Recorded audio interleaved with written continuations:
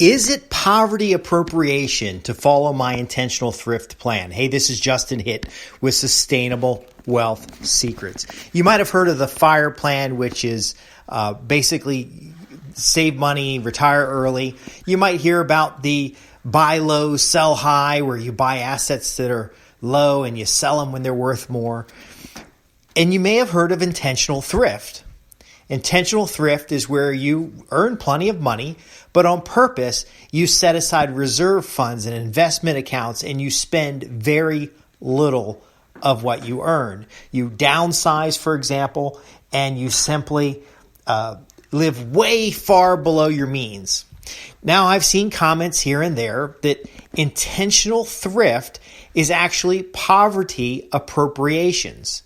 Meaning that you're taking on behaviors and characteristics of the poor and therefore somehow hurting the poor. And this manifests in tiny houses, for example. A lot of folks are getting summer cottages or summer cabins rather than a summer vacation home because the cabin is a little more secluded, more connected with nature. It's smaller, it's easier to maintain. And in the case of the tiny houses, the popularity of tiny houses has actually made small homes premium priced versus large homes. Now, I'm going to call BS on the poverty appropriations. It doesn't really matter. If you're poor, things will always be too expensive. Okay, and if a bunch of rich folks are coming in and buying small homes, they're not buying small homes in a poor neighborhood. They're buying a giant piece of land and putting a small home on it.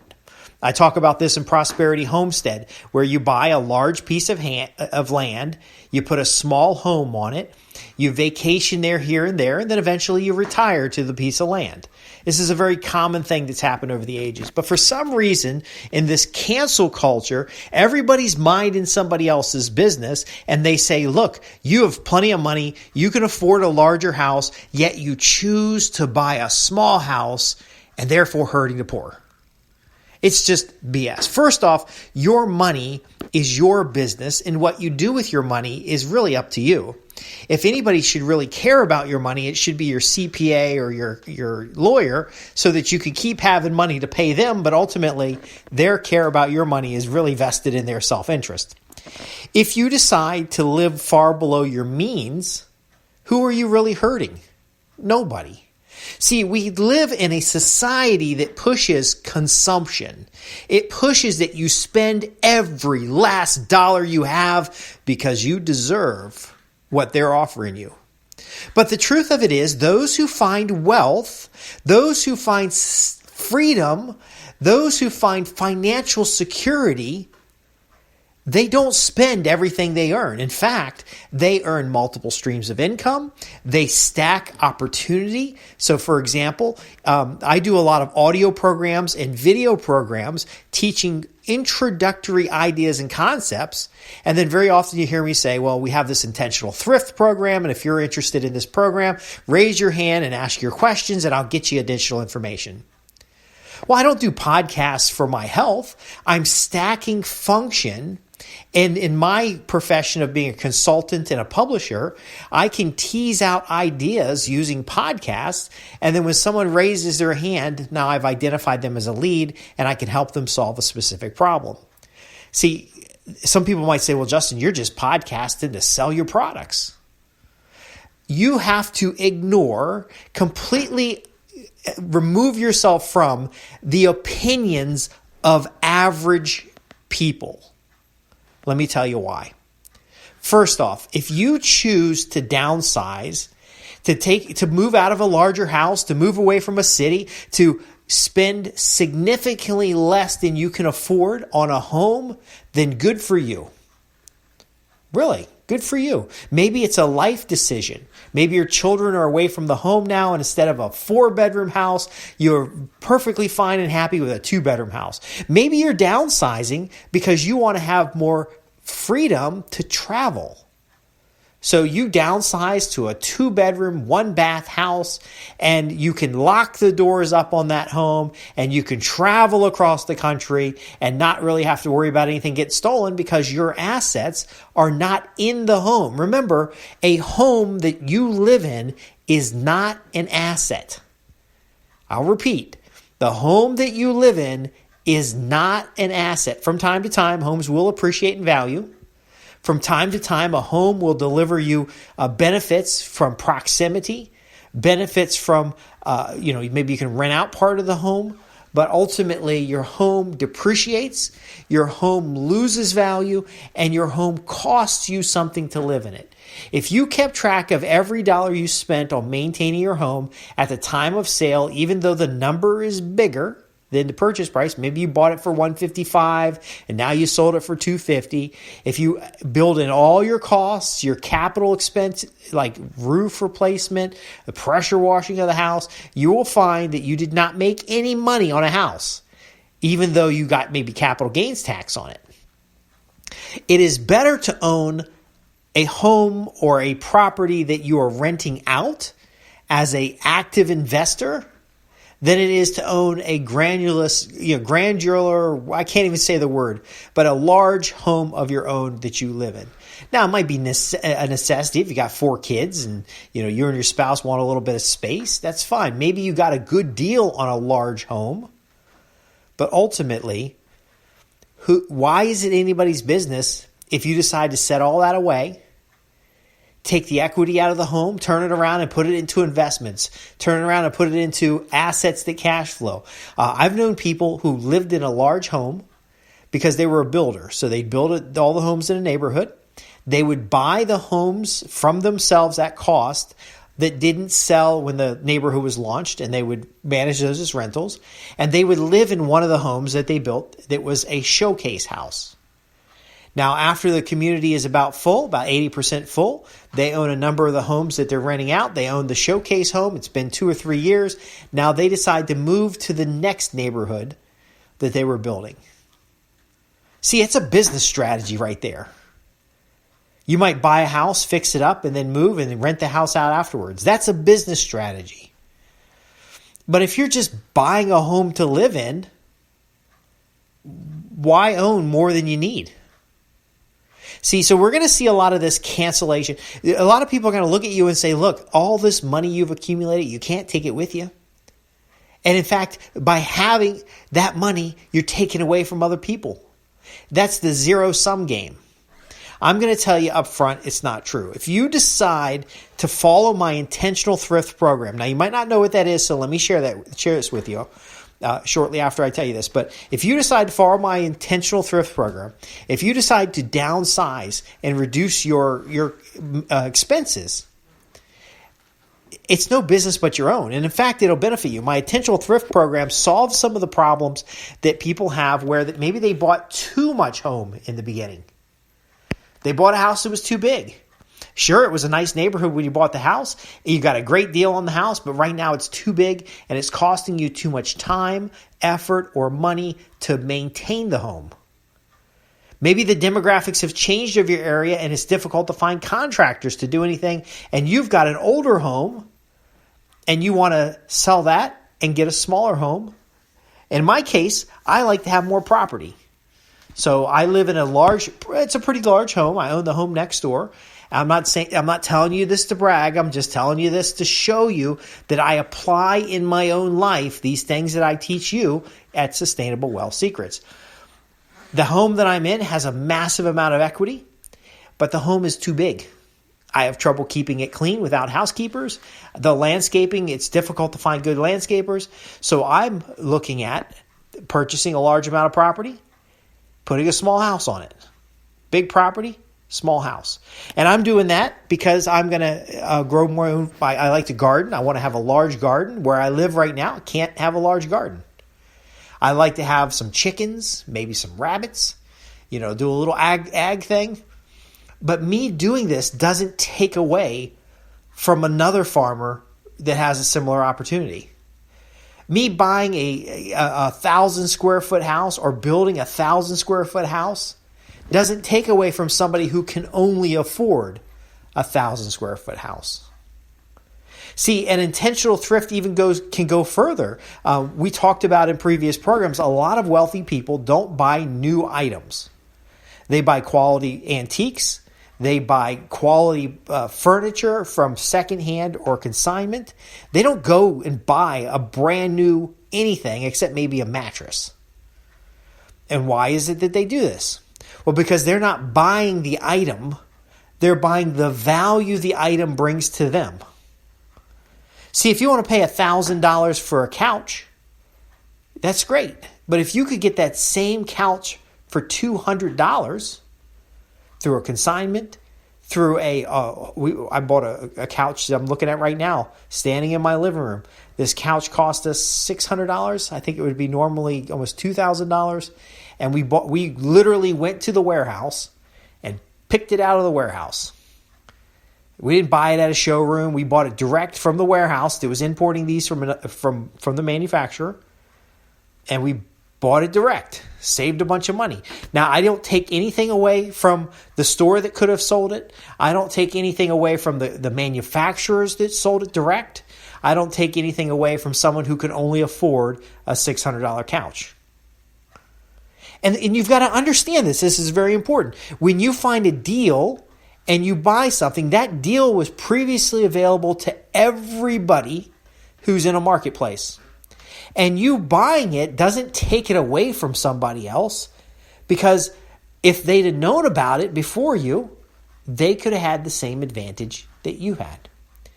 Now, the research necessary, the observations, the having cash available. A lot of times I can buy things because I have cash available and I get the good old cash discount. That is forethought on your side, not appropriations, not taking away from somebody. You've got to get away from that zero-sum game. If you make $1 million today, nobody gets hurt. Nothing happens. Because that $1 million doesn't get taken away from anybody. The way money works is you won't get the $1 million unless you deliver $10 million in value. Money is only a medium of exchange. Now, if we go through and we're looking at this intentional thrift where you're saying, look, I earn a good amount of money, but before I spend any of that money, I'm going to pay myself first.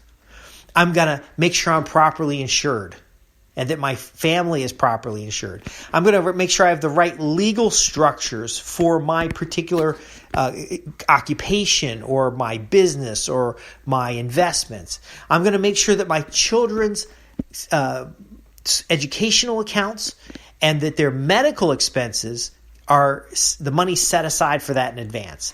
I'm going to make sure that my own retirement is fully funded as soon as possible. I'm going to make sure that my accounting is clean so that I have a positive net cash flow every month. That doesn't hurt anybody. In fact, it makes you more stable. It makes you more able to pay your own way in case of an emergency. It makes you a better citizen. Now, at times, I wonder if these whole appropriation accusations are simply people who are jealous because you did what was necessary to build up a nest egg, to convert your income into wealth, and now your status has gone up so much further than the next person. Now, this is also why I advocate we be very quiet about the wealth that we're building and about the opportunities that come in front of us. Because what usually happens is when someone sees a success who has a low self-esteem, somebody who believes that the world is shaped by the people around them rather than their own behavior and thoughts, those people get jealous. So no, intentional thrift is not poverty appropriations.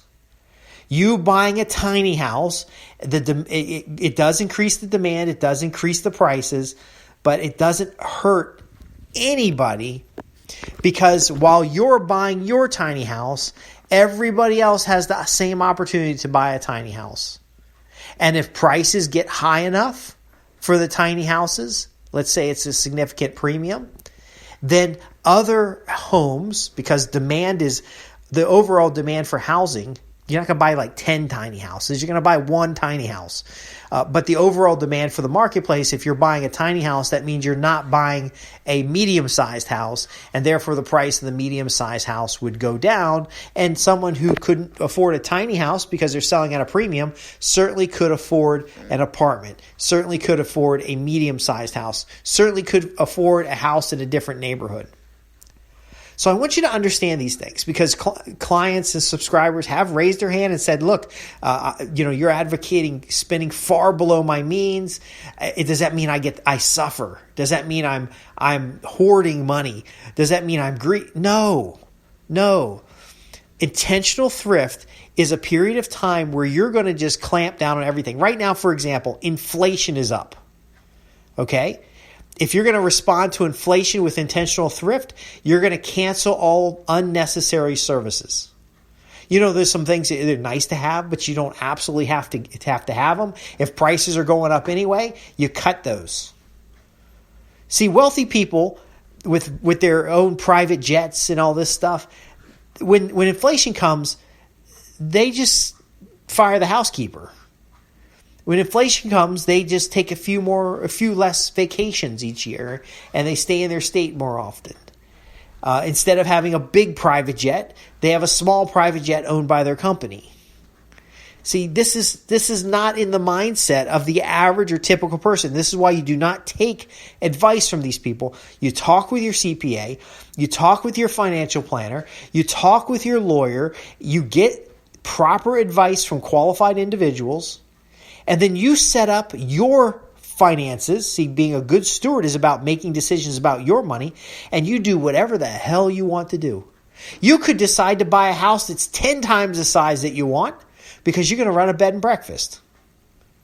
There are people who live in 37-room mansions, and the whole house is owned by a company.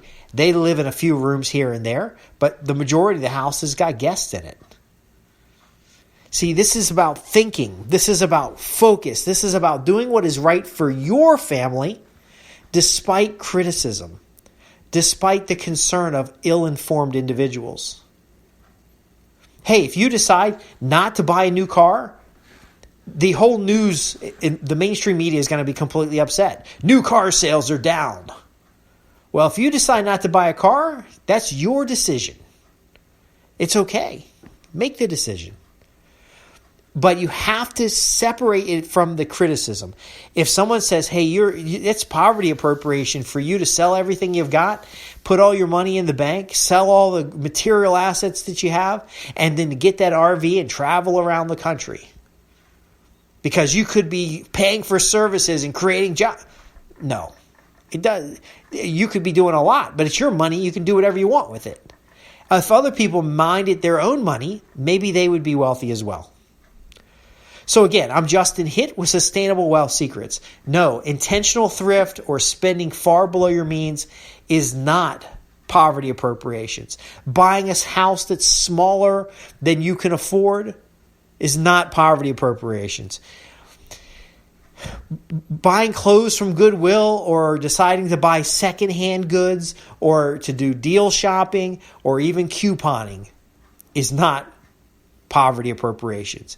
It's good common sense when it comes to managing your money. Just because you have a high income today doesn't mean you're going to have a high income in 3 months or a year or 10 years. And also the real nature of accounting is that you have future expenses that you need to account for today. And so reserve funds and building up cash flow, free net cash flow, is actually a very responsible thing to do. If you have any questions about this or any other program, I want you to contact me at www.sustainablewealthsecrets.com. You can like and subscribe on whatever platform you're listening to this. And do me a favor. If you like what you hear and you don't have a question, at least leave a comment so I know that you've heard me. And maybe you don't like what you hear and you've got other questions, so you just ask your questions. I'll be more than happy to answer them. I'm Justin Hitt with Sustainable Wealth Secrets, where we help high-income professionals transform their income into wealth. We do it through methods that build up your family's financial security while establishing forms of income and wealth that cannot be taken away. Inflation proof. Protecting you from changes, whether they're political or economic. That's what we do here. I'm looking forward to your questions. Thanks for listening.